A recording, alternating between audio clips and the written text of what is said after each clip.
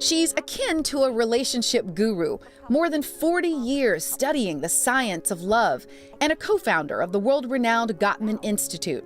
And one thing Dr. Julie Gottman knows for sure right now, relationships and the realities of COVID-19 often don't mix. People who are constrained to staying inside four walls are going to feel stressed over time, especially with the additional fear of getting sick, losing jobs. For those who aren't on the front lines of this crisis, home is where everything is happening. You would think, okay, we get to spend more time with each other. Well, there's more time and then there's 24/7. It's like a little too rich, right? Like eating a whole jar of hot fudge. It's just too much. It's important to know how to have a stress-reducing conversation. The first step to a stress-reducing conversation, listen.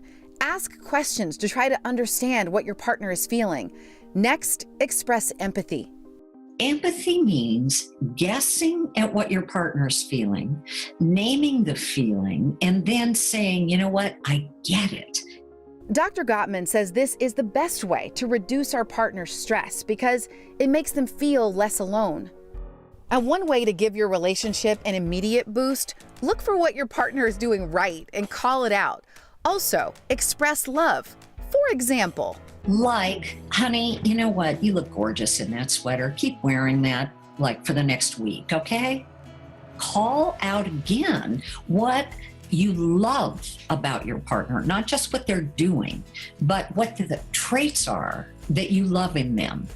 Think about having fun and play. This is your time to be incredibly creative and ridiculous. Experiment with cooking, with painting, with playing music together, with singing crazy songs. And the other day, I decided to take her advice.